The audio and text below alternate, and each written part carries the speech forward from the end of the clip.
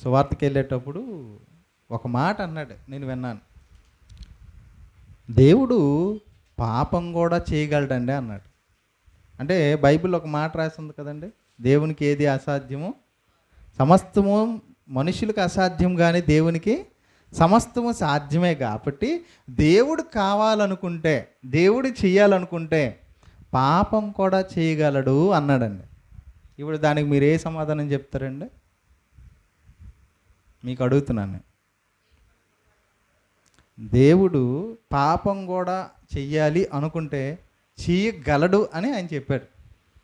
దానికి మీరు సమాధానం చెప్తారా? ఆయనకు అన్నీ సమస్తం సాధ్యమే కదా, ఆయన చేస్తాడంటారా? అనుకుంటే చేయడా? అప్పుడు నాకు బైబిల్లో ఒక మంచి మాట కనిపించిందండి.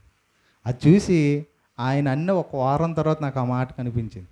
అది చూసి షాక్ అయిపోయాను నేను. ఈ బైబిల్ ఎంత స్పష్టంగా దేవుడు రాపిస్తే ఈ మాట చదవలేదన్నమాట ఈ అన్న అనుకున్నాను. చూపిస్తాను, మీరు కూడా చూస్తే చాలా సంతోషపడతారు. తిమోతికి రాసిన మొదటి పత్రిక,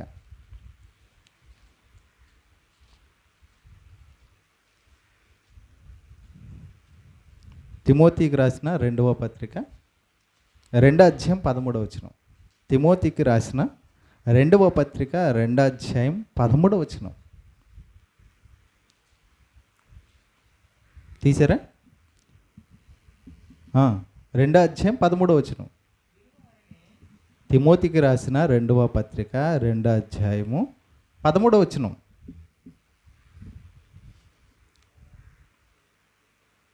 నూట 95వ పేజీ.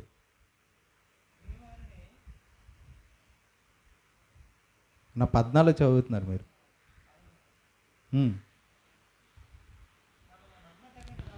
మనము నమ్మదగని వారమైనను ఆయన నమ్మదగిన వాడుగా ఉండును. ఆయన తన స్వభావమునకు విరోధముగా ఏదియూ చేయలేడు. తన స్వభావమునకు విరోధముగా ఏదియూ చేయలేడు. ఆయన స్వభావం ఏంటి? ఆయన పరిశుద్ధుడు, పాపం లేనివాడు. ఆయన స్వభావానికి విరోధంగా ఆయన ఏమైనా చేస్తాడా? చెయ్యడని వాక్యం చెప్తుంటే చెయ్యగలడని నువ్వెలా చెప్తావు? చెప్పొచ్చు అలాగా. ఇంకో మాట ఉంది చూడండి, పేతురు రాసిన మొదటి పత్రిక, పేతురు రాసిన 2వ పత్రిక,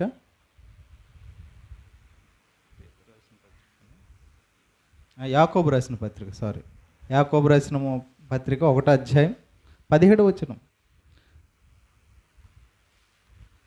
యాకోబు రాసిన పత్రిక 1వ అధ్యాయం 17వ వచనం. శ్రేష్టమైన ప్రతి ఈవియు సంపూర్ణమైన ప్రతి వరమును పరసంబంధమైనదై జ్యోతిర్మయుడగు తండ్రి యొద్ద నుండి వచ్చును. ఆయన యందు, ఎవరి యందు? జ్యోతిర్మయుడగు దేవుని యందు ఏ చంచలత్వమైనను గమనాగమనము వలన కలుగు ఏ ఛాయ అయినను లేదు. ఏ చంచలత్వమైనను గమనాగమనముల వలన కలుగు ఏ ఛాయ అయినను దేవునిలో లేదు. సంచలత్వం అంటే తెలుసా అండి? పరిస్థితిని బట్టి మారిపోవడం, పరిస్థితిని బట్టి తన వ్యక్తిత్వాన్ని మార్చుకోవడం. అలాంటి వాడు కాదంట దేవుడు, చంచల మనస్కుడు కాదు.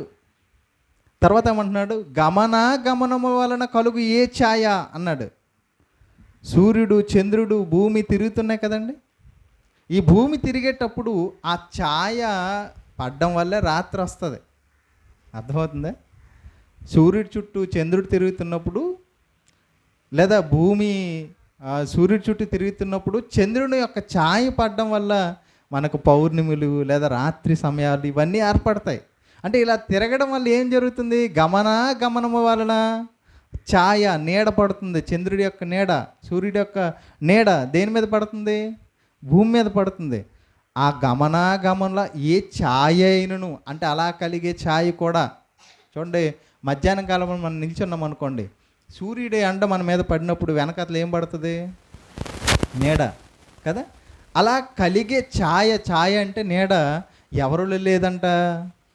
దేవునిలో లేదంట. ఎన్ని కాలాలైనా, ఎన్ని యుగాలైనా మారనివాడు, మార్పు చెందనివాడు ఎవరు? మన దేవుడు. పరిస్థితులు బట్టి మారిపోయేవాడు, తను అనుకున్న దాన్ని వ్యక్తిత్వంగా చేసేవాడు ఆయన కాదు. తన స్వభావానికి విరోధంగా చేసేవాడు దేవుడు కాడు. అర్థమవుతుందండి? అంటే సృష్టికర్త అయిన దేవుడు ఆయన ఉన్నాడు. ఆయన